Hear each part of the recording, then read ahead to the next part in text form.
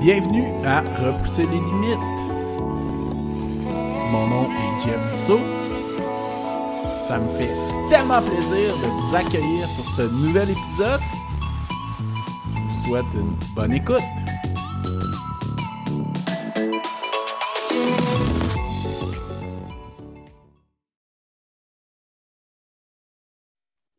Bienvenue à Repousser les limites. Cette semaine, je suis accompagné d'un humoriste qui est vraiment drôle, qui me fait tellement rire en stand-up, qui est super bon en podcast, son podcast Arc, puis qui est un coureur utilitaire. Donc, merci de ton passage sur le podcast, Pascal Cameron. Qu'est-ce que ça veut dire, coureur utilitaire? Ça veut-tu dire que je cours juste pour aller comme chercher des trucs à l'épicerie, genre? Ouais, ben tu sais, t'es un coureur récréatif d'abord. Parce que utilitaire, ça veut dire quoi, un coureur utilitaire? Utilitaire, ben écoute, c'est que pour... Ouais, c'est une bonne question. Je trouve que ça me met vraiment à part des coureurs. C'est comme, nous, on est des coureurs et Pascal, c'est un coureur utilitaire. Il fait ça de façon utile. Si c'était pas utile, il le ferait pas. Ouais, OK, parfait. Récréatif, ça veut dire que je suis pas professionnel. Ouais, C'est comme mon passe-temps. Genre, comme il y a du monde qui font de la coke, moi, je cours. C'est-tu à ce niveau-là, le récréatif? Ouais, ben oui, mais tu sais, c'est un passe-temps là, qui aide à te grounder et être un meilleur humoriste, je crois. J'ai pas écrit beaucoup de jokes sur le fait que je cours, mais ça m'aide pas de temps. Je sais pas si ça m'aide à devenir un meilleur humoriste, mais c'est le fun. C'est le fun, c'est super bon pour la santé mentale, courir, là, ou même le sport en général. Là. Ouais. Surtout avec les 2 ans qu'on vient de traverser, là, le sport, moi, je trouve que ça m'a aidé beaucoup personnellement. Là. Ah, c'était malade. Là. Pendant la pandémie, il y a des journées, je partais courir, là, puis puis je revenais à un moment donné. Puis, Je sais pas combien de temps que je faisais, je sais pas où je partais. Je m'en allais, je partais de chez nous, j'allais sur l'île Notre-Dame, je courais sur l'île Notre-Dame, je passais par le Vieux-Port. Après ça, je remontais jusqu'à Maisonneuve, puis je revenais chez nous. Puis après ça, je repartais le lendemain, je m'en allais dans le nord. puis on est tellement chanceux parce que notre sport n'a pas été bien affecté par la pandémie en plus. Ben, pas de temps, en fait. Ben, les événements, mais je veux dire, on pouvait sortir pareil, là. Les événements, c'est tellement inutile. C'est comme, pourquoi tu as besoin de montrer aux gens que tu cours? Ouais, puis d'avoir une médaille. Une manière, en général, de participation, là, pour juste dire, t'es venu courir avec nous, là. Ouais. C'est ça que je pense qu'il y a des gens que ça motive justement pour se motiver d'aller courir, là, de savoir qu'ils ont un demi-marathon ou un marathon à faire puis pouvoir réussir à améliorer leur temps, là, je pense. Mais je pense que c'est vraiment bizarre parce que dans le fond, tu utilises la course pour améliorer ta santé mentale, te calmer un peu, mais tu te stresses parce que tu as un 21 km à faire dans 3 mois. Tu fais même pas ça pour te relaxer, tu fais ça parce que tu n'es pas capable de juste être vivant puis juste avoir du plaisir. Moi, je juge n'importe qui sur une piste de décollage de marathon. Vous êtes tous des moutons. Mais c'est sûr que je suis d'accord avec toi. Tu sais, la prémisse de base de courir, c'est une bonne chose, mais de courir pour seulement avoir une médaille, c'est pas nécessairement un objectif qui est vraiment valable. Là. Ben, je ne sais pas s'il n'est pas valable, mais je trouve que ça devient un peu contradictoire avec le fait de courir pour se relaxer. Ouais. Quand tu cours parce que là, tu veux atteindre un nouvel objectif, puis là, tu es comme, OK, là, il faut que je cours parce que si c'est ça, puis que c'est plus. Tu sais, que ça devient un plaisir obligé parce que si tu n'as pas cette nanane-là à la fin, tu t'entraînerais pas. Ou c'est pour te motiver un peu plus pour améliorer ton temps, mais si tu cours pour améliorer ton temps, puis juste au-dessus d'être bien, juste pour la santé mentale ou la santé physique. Ouais. N'importe qui, moi, qui fait des. C'est des gens qui sont excessifs, là. Le monde qui font des ultramarathons en forêt, qui partent courir pendant 200 km puis qui reviennent peut-être. Là. Ces gens-là, là, je trouve ça fucked up. Je trouve ça nice, là, mais je trouve qu'ils sont aussi malades mentaux que du monde qui collectionne des journaux à la maison depuis 1973. Je trouve pour moi, ces gens-là, c'est la même personne avec un obsessif compulsif différent. Là, tu sais. Ah ouais, écoute, je suis relativement d'accord avec toi. Ouais. Puis je pense pas qu'on devrait. Il faut pas juger là, les gens qui collectionnent des journaux. Là. Puis c'est ça l'avantage des gens qui collectionnent des journaux. Au moins, ils gardent ça chez eux. Tu sais. Ils ne l'amènent pas sur la place publique comme les coureurs. Ça, c'est plus ça. Je pense que les gens devraient courir dans leur bungalow. leur bungalow, ouais, ça fait en pas rond grand, dans par le exemple. sous-sol. Je viens de faire 200 km en rond dans mon sous-sol. C'est un peu plate. Puis toi, comment que le sport est arrivé dans ta vie au juste, Pascal? Tu dis que c'est arrivé tôt dans ta vie, je crois? Ah, moi, je joue au soccer depuis que j'ai l'âge de 4 ans, je pense.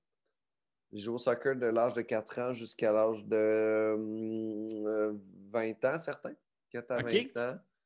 J'ai joué au soccer longtemps. J'ai joué au hockey aussi beaucoup dans ma jeunesse. J'étais un jeune avec beaucoup d'énergie, fait que mes parents m'ont rapidement mis dans le sport là, pour gérer tout ça. Là. Ouais, Fait que, ouais, ouais. tu sais, je cours depuis que j'ai l'âge de 4 ans après des ballons. Fait que j'ai pas arrêté de courir depuis l'âge de 4 ans en général. OK. Fait que ça a été pas mal ça tout le temps. Fait que ça, c'était mon rapport avec la course puis le sport. Puis le sport a aussi été beaucoup. Tu sais, quand tu es un jeune énervé, ça t'aide à te gérer, là, À calmer ton énergie, là. ben, à la concentrer sur quelque chose aussi. Là, c'est ça, la calmer, Ouais. mais aussi la convecter. Là, comment on dit ça? Ouais, ouais, ouais. La canaliser. La canaliser. Canaliser ton énergie vers quelque chose qui est productif, qui est comme le fun, puis dans lequel tu peux aussi développer certaines habiletés sociales, puis certains skills de coordination. Fait que le sport est arrivé vraiment jeune. Puis j'ai jamais arrêté. Moi, le soccer, c'est mon sport préféré. Là. J'adore courir, puis j'adore botter des ballons. Fait que ça a toujours été mon way to go. OK, super. Puis, est-ce que tu as une routine sportive avant tes spectacles? Non. Pas du tout. Qu'est-ce Si, que tu veux dire par routine? ben, dans le Ben, sens que tu te lèves un matin, bon, j'ai un show à soir, je vais courir dans l'après-midi, ça va m'aider à gérer ma pression de performance ou peu importe quoi, là. non, fuck all. Je cours quand même Gros assez. feeling, tu me disais. Ouais, moi, c'est go feeling. Là. Je suis comme, OK, là, je pars courir. Là, il est 2 heures, mais on va courir jusqu'à 3, puis après ça, je reviens. Mais j'ai des shows à tous les jours. Fait que si je me mets à faire ça, je vais juste courir tout le temps. Fait que, tu sais, il faut que je trouve un autre moyen de gérer le stress, là. Ouais, ouais, ouais. Mais même, j'ai pas besoin de courir à tous les jours, là, pour gérer le stress puis gérer tout ça, là. Je pense que 2, 3 fois semaine, 3 fois semaine, là, certains, là. Tout dépend des horaires, là. Des fois, je passe ma semaine sur la route, là, puis c'est ça qui est le plus tard. J'amène mes. Comment dire, je m'en vais en Abitibi pendant 3 jours, j'amène mon stock de course. Puis à un moment donné, je pars à Val d'Or, puis je m'en vais découvrir Val d'Or en courant. Puis je fais des tours là-bas. Mais oui, c'est ça qui est le plus dur, en fait, pour la course, c'est que quand je passe du temps sur la route, j'ai pas mes petites habitudes de maison. Ouais. Fait que ça, c'est plus le problème. Mais j'ai pas d'habitude de gérer le stress, mais c'est plus par rapport à l'alcool, moi. C'est quand j'ai beaucoup de choses qui s'en viennent, je diminue ma consommation d'alcool. OK. Fait que ça gère mon stress de cette façon-là. Fait que la course est moins importante. OK, ouais, je Mais si comprends. je me défonce à tous les jours, il faudrait que j'aille courir à tous les jours. Ouais, puis courir, ben, on s'entend que ça l'aide à faire un reset aussi, là. Oui, ça te ramène à zéro, là. Ouais, ouais, ouais. Fait que même aller courir hangover, ne serait-ce que 3 km, ben, ça ramène un petit peu à la vie pareil, là. Ah ouais, ben tu sues tes gin tonic, puis après ça, tu passes à autre chose, là. Exactement, ouais. Super, ça. Puis, question de parler de l'humour un peu aussi, là, puisque tu es le premier humoriste sur le podcast. Là. Toi, c'est quoi qui a été l'élément déclencheur pour t'inscrire à l'école de l'humour? C'est vraiment le. J'ai aucune idée, en fait. J'ai jamais Ah ouais? aucune idée de quoi répondre à cette question-là. Je peux t'inventer quelque chose de vraiment nice, là, de poétique, là. Bouge pas. J'ai toujours senti qu'il fallait que je fasse rire les gens. Et j'aime les gens. Alors, je me suis dit, j'ai le goût de faire rire les gens pour qu'ils se sentent mieux avec eux-mêmes. Mais c'est sûrement juste moi qui ne voulais pas avoir de boss, qui cherchait quoi faire dans la vie, puis qui fait comme, je suis un peu funny. Puis je suis arrivé à l'école, puis j'ai fait, j'aime vraiment ça. Fait que là, je fais ça aujourd'hui, tu sais. Mais j'ai pas le. Je trouve tellement que c'est très égocentrique comme métier, là. C'est pas vrai, là, que. Tu sais, je trouve tout le temps un peu fake, moi, les gens qui font comme, j'aime mon public. Je fais, t'aimes pas le public, t'es connais pas. Tu sais, ils viennent te voir en show, ils sont peut-être racistes. Tu sais, Ouais. non, mais c'est que j'aime. T'aimes cette Ouais. personne-là déjà, tu n'y as jamais parlé pour vrai? Eh non. J'aime que les gens soient dans la salle et qu'ils viennent me voir. Mais c'est weird de dire que je les aime autant qu'eux peuvent aimer l'artiste sur scène, peu importe, parce que quand tu es sur scène, tu te livres, tu es comme vulnérable, les gens apprennent à te connaître, fait qu'il y a une certaine intimité avec toi, tu sais. Mais le Ah ouais. contraire n'est pas là. Non, C'est c'est clair, tu as super raison. weird. Fait que moi, je connais personne dans la salle, mais tout le monde dans la salle me connaît un peu ou beaucoup. Tout dépend de combien de temps ils m'ont vu sur scène puis combien de fois, tu sais. Fait que, tu sais, moi, quand les vieux artistes font comme j'aime mon public, tu sais, comme ah non, t'aimes pas ton public, là. T'aimes qu'ils t'aient dépensé 60$ pour venir à ton show, puis t'es content d'avoir un esti de beau chalet, là. C'est ça que t'aimes. T'aimes ça pouvoir aller te faire baigner le cul dans ton spa dans les cantons de l'Est. C'est ça que t'aimes.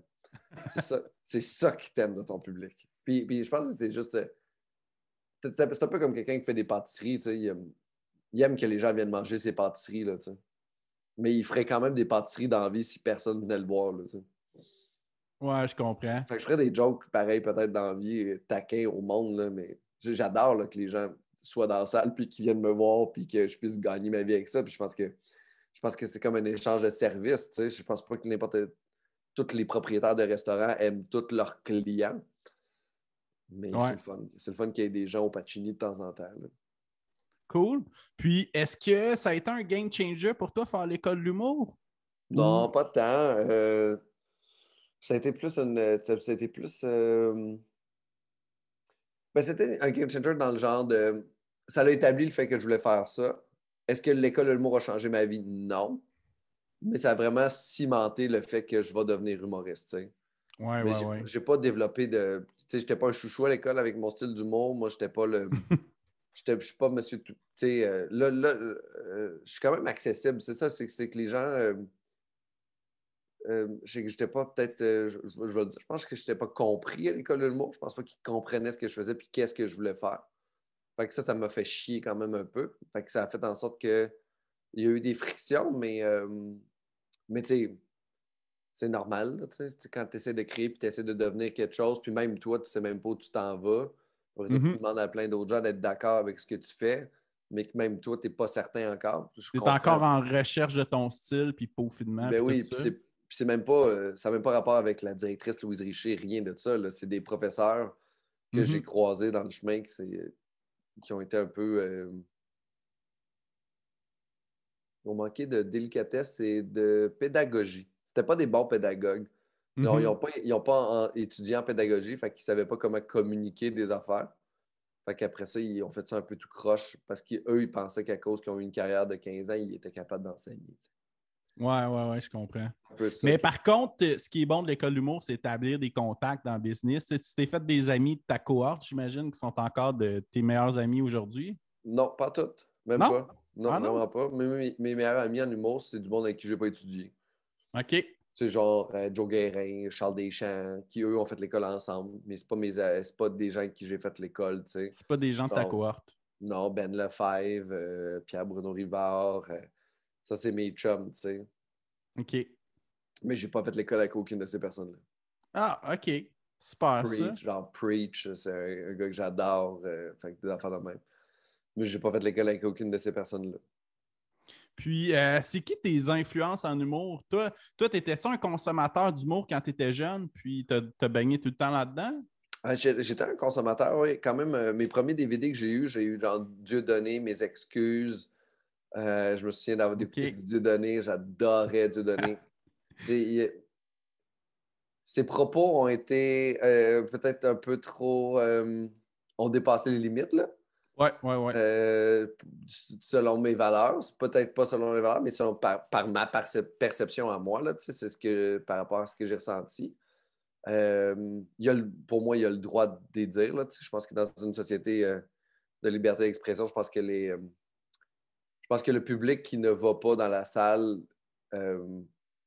est le seul moyen qu'on devrait utiliser pour museler un artiste. Mhm. C'est déjà le genre de faire la cancel culture. Là. Je trouve ça super weird. Là. Fait Ah que, ouais. tu sais, c'est les gens qui décident de pas être dans la salle. Fait que s'il n'y a plus personne dans la salle, ben le show n'existera pas. Tu sais. Fait que ça, c'est la meilleure cancel culture, c'est ça. Là. Pas juste des gens en avant qui font comme n'est pas de spectacle. Fait que j'aimais beaucoup de donner, jeune. Il est tellement bon. Là, tu sais. Si tu n'écoutes pas ses propos, tu fais il est juste bon. Puis après ça, tu t'écoutes les propos, puis dernièrement, tu te rends compte que c'est un peu. J'écoutais Patrick Huard. Premier show de Martin Matt, j'avais ça à la maison. C'était des shows comme ça là, que j'écoutais. Là. OK. Fait qu'il y a des humoristes qui sont quand même, ben pas sans nécessairement dire controversés, mais qui sont quand même élevés dans leurs propos un peu. Pas, Ben, Martin Matt, Patrick Huard, c'est très consensuel. Ouais. Là, c'est pour tout le monde. Là, on va voir ces gens-là. Puis leurs 2 premiers shows étaient. Les shows que je D'accord. regardais étaient vraiment pour tout le monde. T'sais. Ouais, Mais ouais, ouais, là, ouais. avec le temps, mes goûts ont aussi changé.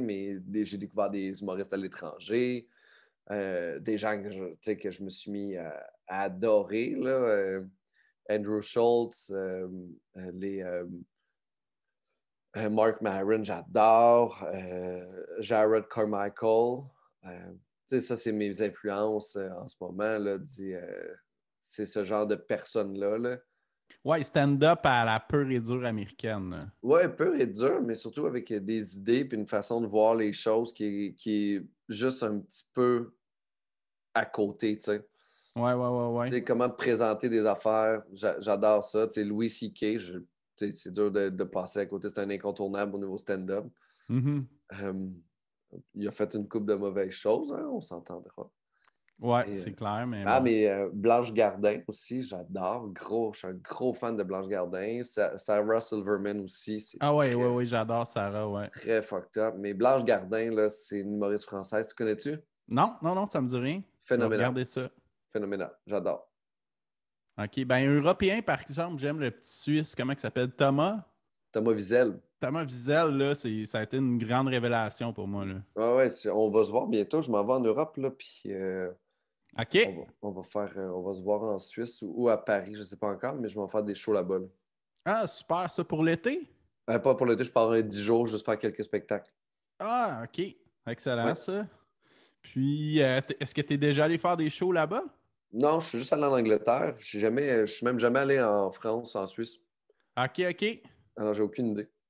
Puis, parlant de l'Angleterre, là, félicitations pour ce que tu as fait en 2020 là-bas. C'est vraiment exceptionnel. C'est vraiment hot, là. Ils ont vraiment embarqué dans le projet, les gens. C'est vraiment cool. En fait, c'est que tu as eu une révélation comme spectacle découverte de l'année, je J'étais en pense, de nomination pour l'édition. le nouveau spectacle, le meilleur nouveau spectacle au OK. Festival de Leicester. OK. Mm. Super. Ce qui est plutôt rare, là, provenant d'un Ouais. Canadien, là. Oui, puis ouais, d'un francophone. Ouais, c'est clair. Super, ça. Puis, tu en as parlé un peu tantôt, là, mais le fait que de devenir humoriste, toi, tu te perçois-tu comme un entrepreneur, comme un travailleur autonome? Ben, c'est ce que je suis au niveau légal, là. Ouais. Fait que oui. Fait que je te dirais que quand je fais mes rapports d'impôts, je suis un travailleur autonome. Puis je suis une compagnie, entre guillemets. Là, c'est moi mon propre produit. Ouais. Mais, m- mais je me vois-tu comme ça? Non. Pas personnellement. Là, je me perçois pas comme ça. Là. Je pense que je suis un créateur, puis c'est pas pour rien que tout le monde se charge de toute ma partie administrative, puis que je m'en charge pas. Parce que je suis pas un administrateur. Là. Ouais. Fait que tout ce qui est, c'est pas moi qui fais mes impôts, qui fais mes taxes. Je touche à rien de tout ça, fait que je comprends rien. Fait que non, C'est je me pas ton perçois pas comme dada. ça. Ah, non, Ouais. je comprends même pas ce que c'est. Puis présentement, tu sais, tu fais du podcast, tu fais du show. Puis c'est quelle plateforme que tu préfères créer du contenu? C'est-tu la scène qui Ben t'allume oui, le plus? ben oui, de loin, là. OK. Ben oui, il n'y a pas de. Il Pas de y a cachette. pas, y a pas de débat, là. Puis tu disais que tu fais des shows à tous les jours. Puis là, j'imagine qu'avec le Bordel 2 aussi, ça a comme expansionné pas mal. Oui, oui, vraiment. La semaine passée, j'ai eu 18 shows, je pense, dans ma semaine. Hi! Fait que, ça roule quand même pas mal. Fait que c'est pour ça que j'ai de la misère à trouver des trous pour venir te jaser. Ouais, je Mais, comprends. mais là, cette semaine, j'ai encore ça. Là. Je m'en vais à Québec demain. Fait que c'est ça. Puis on revient à Montréal vendredi, samedi pour des shows. Fait que Puis je à dois avoir. Québec, c'est cool de voir aussi qu'il y a une expansion au niveau des comédie clubs. Ouais, j'ai hâte de voir comment ça va continuer à évoluer parce que c'est une belle scène, Québec. Là. Je pense que le monde, Québec, c'est un public qui est vraiment le fun, là, la ville de Québec. Là. J'adore. Ben, en fait, toutes les places au Québec ont du monde le fun qui viennent voir des shows du monde. Puis Ouais. toutes les places au Québec ont du monde de marde qui viennent voir des shows du monde. C'est juste, c'est juste partout. Mais j'aime vraiment ça jouer à Québec. Là, le monde sont Puis en fun. plus, toi, tu es natif de la région de Québec. Moi, je suis né à Ville-Vanier, mais j'ai passé ma jeunesse aussi beaucoup en Beauce, en OK? Bellechasse. Puis j'habitais aussi à Chicoutimi. Fait que j'habitais un peu partout. Là, tu sais, je suis bien globe-trotteur provincial. OK, super. Puis, j'imagine quand tu as commencé l'humour, ça fait déjà un petit peu plus qu'une dizaine d'années, je pense. 2013. 2013, OK, quasiment 10 ans. Puis, Oui. tu dois avoir vu toute une évolution à Québec, la culture de l'humour. Dans la ville de Québec, tu parles? Oui. Oui, même dans les 3 dernières années, là, c'est passé de il n'y a rien à il y a des open mic pas payés avec personne, à du monde qui font juste de l'humour trash. Ouais, Après ça, du monde commence à se démarquer de cette gang-là, qui commence à ouais. vraiment être vraiment. Puis que la culture maintenant soit assez forte à Québec pour qu'il y ait un milieu viable, c'est Mhm. fou là, dans le milieu. Puis tu sais, c'est parce qu'ils ont commencé aussi environ, tu sais, le Saint-Cyboire à Montréal, là, c'était en 2003, 2004, là, je pense que ça a Ouais, commencé. avec Junior Girardeau. Avec l'excellent Junior qui a starté ça au Québec, qui est un homme fantastique. Ouais. Puis là, lui a commencé ça, mais après ça, à Québec, ça a commencé quand le premier comedy club comme ça? Tu sais, fait que, tu sais, tu fais comme, OK, ils ont 12 ans, mais ils ont déjà rattrapé la game assez rapidement. Là, ça s'en vient vraiment bien. OK, C'est super. normal là, qu'on ne peut pas s'attendre à ce que ce soit au même niveau que Montréal aussi rapidement. Mhm. On a quand même 10-12 ans de plus. Il y a quand même à Montréal 10-12 ans ou plus d'histoire de comedy club, entre guillemets. Ouais. Fait que non, Puis c'est le très cool. bassin de population n'est pas le même non plus, là. Oui, aussi, mais tu sais, même c'est plus au niveau de la qualité, je parle des Ouais. productions. Fait que tu sais, c'est juste de prendre, puis là pour vrai, son top shape. Là. C'est vraiment le fun d'aller jouer à Québec. Là. OK, super. Puis, on ne parlera pas des mauvaises villes, mais c'est quoi ta ville préférée à jouer? Ah, Si tu en as une? ça dépend des fois. Il y a plein de. Ça a tellement rapport à trop de paramètres pour dire une ville le fun. Tu sais, j'ai déjà eu du Ouais. fun solide à Trois-Rivières. Mais je me suis déjà fait chier aussi à Trois-Rivières. Tu sais, il Ouais. n'y a pas de. Tu sais, j'aime beaucoup aller jouer à Val d'Or parce qu'à Val d'Or, j'ai un public qui vient me voir, Au prospecteur, hein? ouais, qui vient me voir, Ouais, puis je connais c'est Philippe. malade. Phil Lord, qui est un ami, Ouais. j'adore aller jouer là, tu sais, mais en même temps, rien de mieux qu'aller jouer au bordel qui est à 15 minutes à pied de chez nous. C'est que je marche pour me rendre là. Mais en même temps, Que aller tu peux faire faire 4-5 shows dans la même soirée.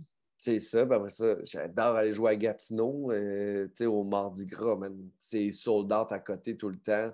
C'est plein, le Mardi monde. Gras, c'est la soirée qui avait été startée par Louis-José, Pat Grou. C'est-tu ça à Back l'époque? in the days. Ouais. J'adore aller jouer à Gatineau aussi, dans une certaine façon. Puis, y a-t-il une place que j'ai jouer? On dirait que c'est plus ça qu'il faudrait que je me demande. Ou c'est que je me dis, à chaque fois que je vais là, je me fais chier, tu sais.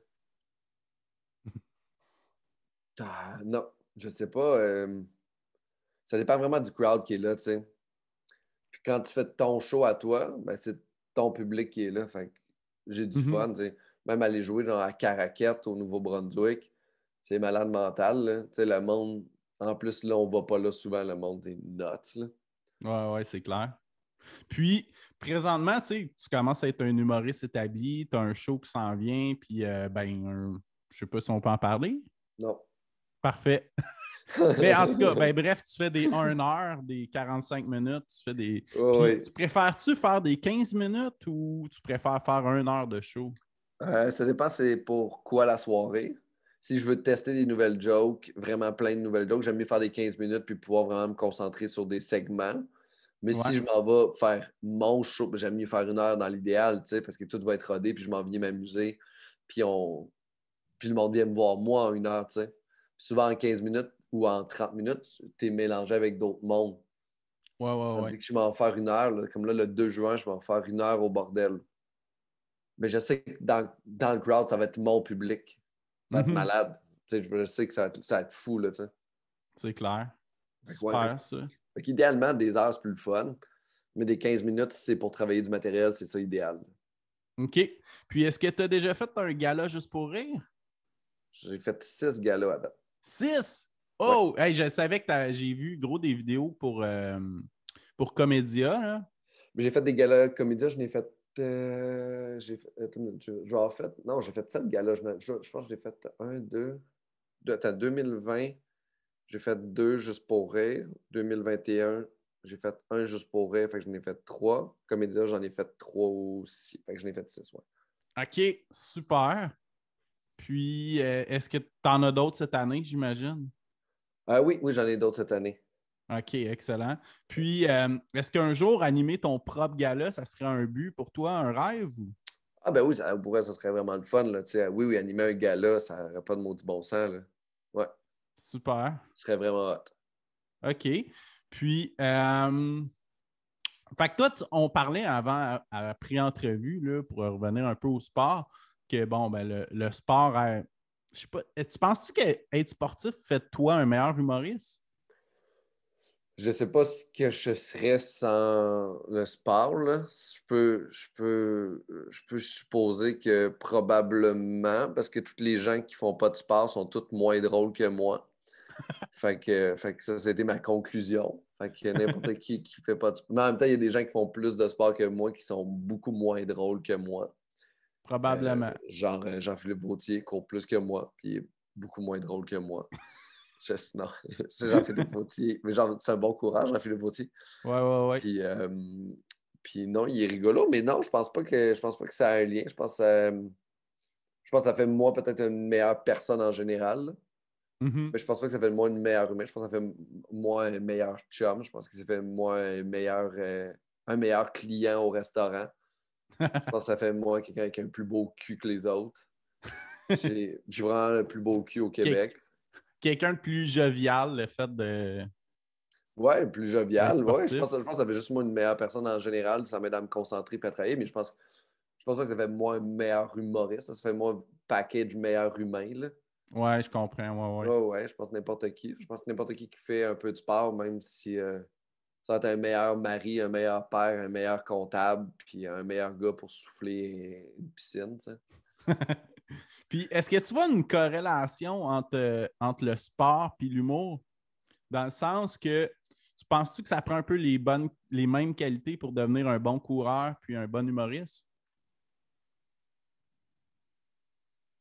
Ben non. Ben non. Il y a plein d'humoristes qui n'ont pas de cardio qui réussissent. Là.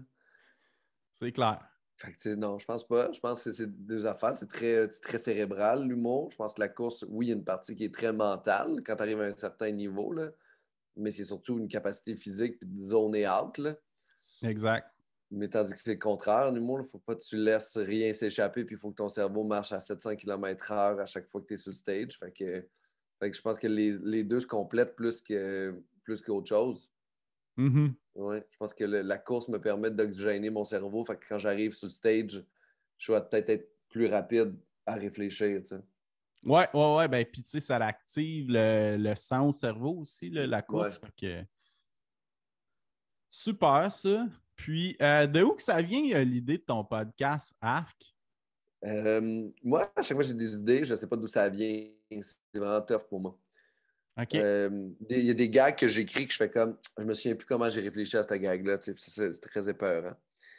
Mais je sais pas d'où ça vient. Arc, le podcast, le seul podcast au monde.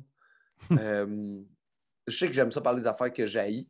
Fait que c'est parti de là, en fait, parce que je veux un podcast qui me ressemble aussi, qui est pas trop incohérent avec qui je suis comme humoriste, pour que quand les gens viennent me voir en spectacle après fassent pas Ah, Steve, finalement, il fait de la magie, tu sais. Ça se ressemble, là. Fait que Ouais. c'est ça, fait que c'était vraiment dans cet objectif-là. Puis j'avais eu d'autres idées de podcast que j'ai pas faites avant parce que je trouvais pas ça cohérent. Mais Mhm. tandis que là, je fais comme Ah ouais, là, ça marche. Là, ouais, c'est très cohérent avec qui je suis et où je m'en vais. Tu sais. Ben, ouais, en fait, il y a beaucoup de podcasts d'humour au Québec. Puis c'est ce que j'aime de ton podcast, c'est que l'angle est original. Hey, mais c'était Vraiment. fin. Puis j'essaie de pas jaser de. Puis en plus, c'est drôle parce que là, je pense que c'est grâce à moi que le monde a commencé à avoir des concepts dans leur podcast d'humour. Tu sais, OK. moi, je suis le premier concept. Après ça, les gens ont fait d'autres. On fait Poule mouillée avec Jess Chartrand. Après Ouais, ça, mais j'avoue que toi, tu as quand même été un précurseur, là. T'as commencé à quand ton podcast au juste? en 2018, peut-être. OK. Mais tu sais, on Avec s'entend que depuis 2020, il y a eu une explosion de une podcasts. explosion. Puis là, le monde maintenant ont des angles aussi. Tu sais, c'est plus des Mhm. humoristes qui parlent juste de choses d'humour. Là, tu sais. Ouais. Fait que je pense que c'est grâce à moi que tout le monde. Tu sais, j'ai changé la game. Puis tu as même amené Thomas Levac à faire du podcast. Ben, Thomas, c'était une question. J'ai pas rien fait avec Thomas. C'était une question de temps. Là. Thomas, il savait juste pas. Là. Ouais. Là, c'est sûr, là, Thomas, c'est probablement le meilleur podcasteur au Québec en ce moment. Là. Il est bon. Là. Je suis pas mal d'accord avec toi, là. C'est une machine. Ouais. Ces deux nouveaux podcasts, ben, ils sont plus nouveaux, là, mais Couple ouvert, puis Puis l'autre avec Philippe Audrey, Deux c'est Princes. vraiment bon. Ouais, Deux Princes, exact. Ouais. Super. Puis, bon, mais toi, tu m'as dit, on va revenir un petit peu à la course là, avant de terminer. Puis, dans le fond, toi, tu m'as dit que tu cours plus de monte à cette heure.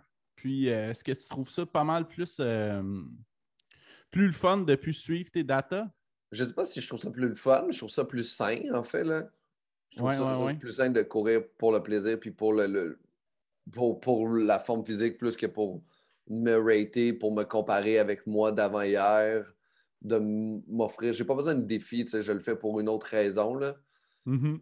Courir, je le fais vraiment pour être bien, puis parce que j'aime le sport aussi. Fait que, puis je trouve que ça m'enlève aussi ça m'offre une liberté, en fait, de décider de genre, OK, là, je cours, fuck, il y a des marches. Je ne vais pas essayer d'avoir mon pace. Je vais juste m'amuser. Là, je vais monter des marches, redescendre des marches 3-4 fois. Puis après ça, je vais repartir à courir. Fait que je me sens plus libre dans ma course, moins restreint dans genre, OK, là, je m'en vais faire ça, puis j'essaie de topper un temps. Là. Fait que c'est plus ça que ça m'a offert. Là.